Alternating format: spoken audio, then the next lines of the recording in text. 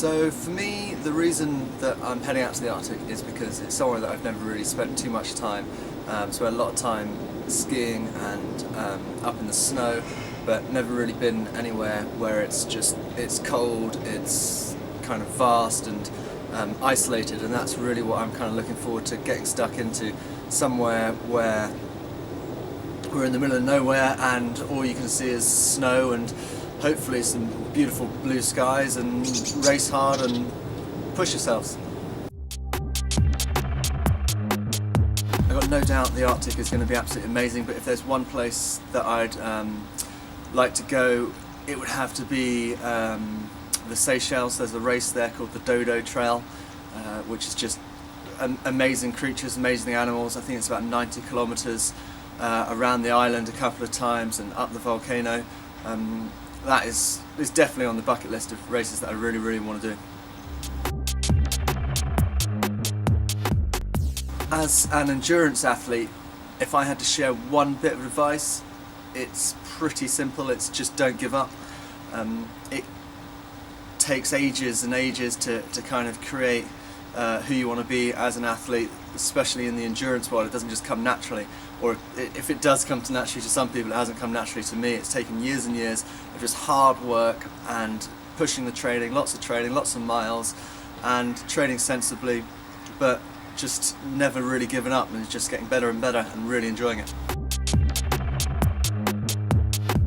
WeLiveNow really resonates with me because it's just that get up and go, that kind of passion just to wake up and want to do something, and kind of every morning, doesn't matter what day of the week it is, you're kind of right, straight out of bed, let's get something done. And that's the preparation for something, even before you actually get to do the actual event or the actual trip or anything really. So WeLiveNow is that kind of mentality of, you know, this is what I really, really want to do, this is something that comes from the heart, and that's what kind of makes you get out of bed, makes you kind of want to do it.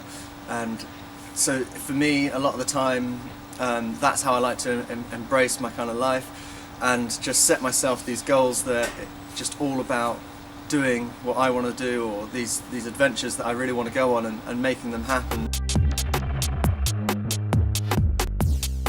If there's one thing that I would always take away with me on an adventure, it would be my knife.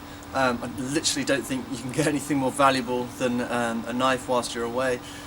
So many uses. I love to eat, so usually it's just cutting things up food-wise, but there's so many times when I've been out in the hills and it's just comes in useful, so never forget, and always make sure you get a good one as well. It's quite tempting just to get a cheap knife, but no, it's definitely worth spending time and a bit of money on, because at the end of the day it could actually end up being the one thing that you really do need. It would probably be Chris Brooks, very simply because I think with the amount that I have been nagging the team to get everything organised, he's the only one that would probably not kill me, and we'd both walk out of the tent alive the next day.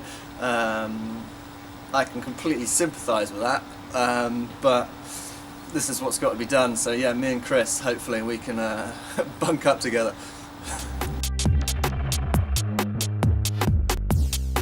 If a snowstorm came in, then it would easy choice. It would be Adam. The guy really knows his onions when it comes to survival, and pretty much just kind of cling on to him and do as he says and kind of what he does. Hopefully he'd get us through it.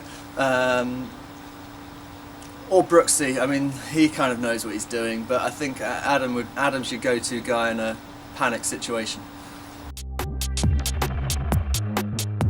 If anyone in the team was going to cry during this adventure, this race, what would it be, or who would it be?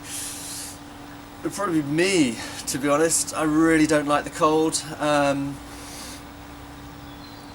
If there was anything that was going to make one of us cry, it's going to be me. It's going to be cold. I hate the cold. I'll probably be crying every day, actually. I say if there's one thing I'm really going to miss whilst I'm away, it's definitely going to be my husky, True Dog. If anyone has a husky, or if you know the breed, they really are not a friendly dog. In that she really doesn't. I mean, she doesn't care. She looks at me funny and just doesn't really mind. But I love her to pieces, and she's my training buddy. We go out running 4 or 5 times a week, and yeah, I just can't help but feel that she'd absolutely love it out there. I can't also help but feel that she'd probably run off at any given opportunity whilst we're out there enjoying the snow.